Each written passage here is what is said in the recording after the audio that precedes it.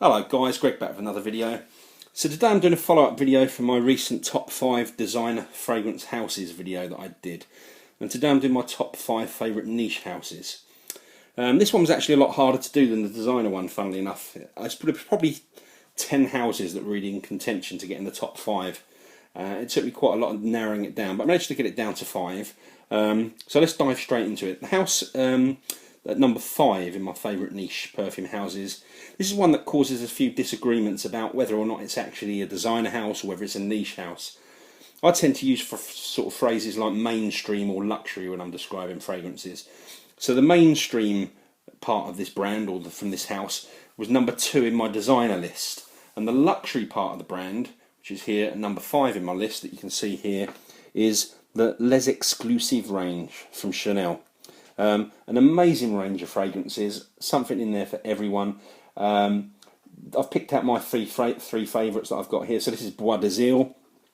This is an amazing aldehydic sandalwood perfume. We've got Coromandel, which I've just run out of, but thankfully I've got another bottle of this. And this is a woody incense patchouli fragrance. It's got a white chocolate accord in there that you may have heard people talk about.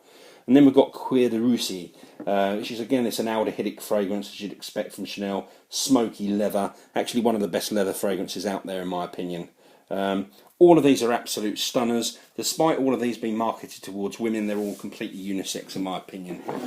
So that's my 5th favourite niche house. And as I say, probably some people will say it's not a niche house, but for the purposes of this video, it is for me.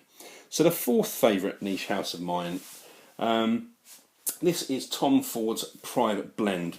So many fragrances in this house. Some are really good, some are not so good.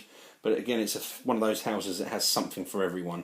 So my 3 favourite fragrances in the house that I've picked to show you: Tuscan Leather, Oud Wood, and Neroli Portofino. All 3 of these completely different purposes, but all great in their own way. And as I say, there is something for everyone within the Tom Ford Private Blend house. So the house at number 3.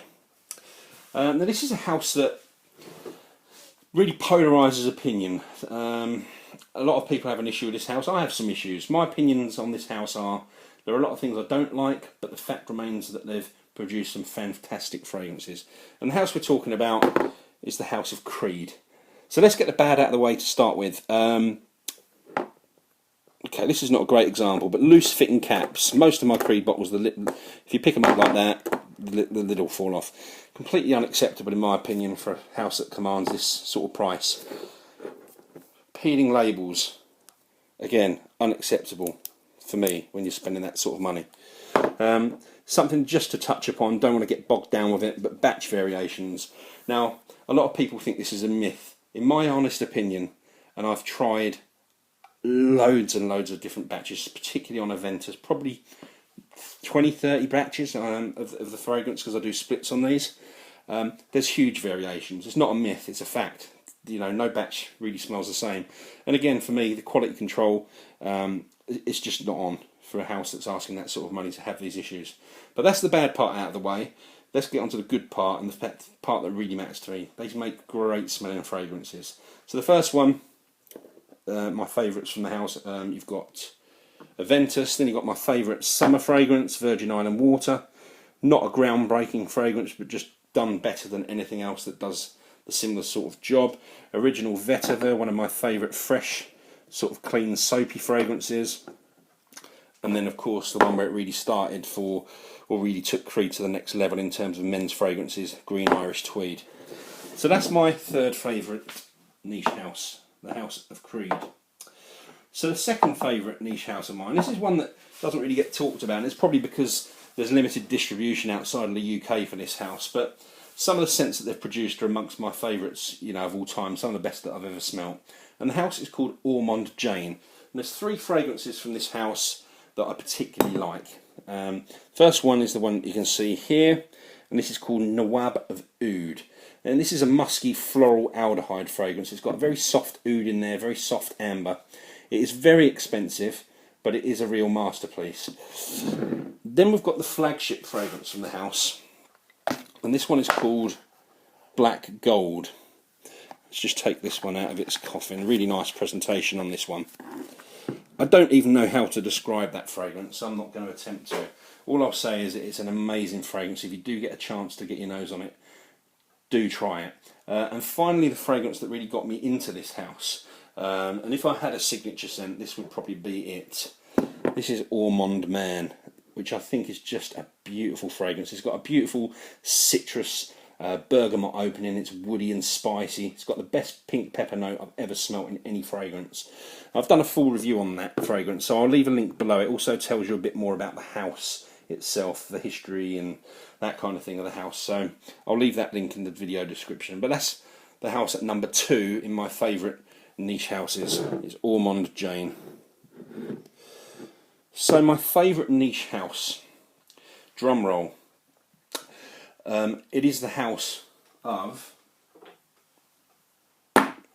Roger Parfum.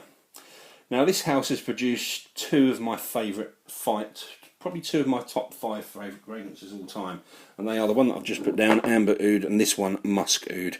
Also produced the beautiful Vetiver Extrait, and then my favourite sort of classy gentleman's fragrance, and my favourite EDP from the Roger Parfum's range, Scandal. There's loads more that I could mention, but it is a truly great house. I know there's a lot of people who have different opinions, but you'll get that with any house. But you guys know me by now. I tell it how it is. Trust me, I'm not a wealthy guy, and these fragrances are very, very expensive. The way I justify owning these is that, okay, I could probably own 8, maybe 8 to 10 mediocre fragrances that I just kind of like, but I don't really wear. I'm not that fussed about. They're just there in the collection. Or I could save that money, not buy those 10 fragrances, and buy one bottle that I truly love. And that's the way I look at it. That's how I justify it.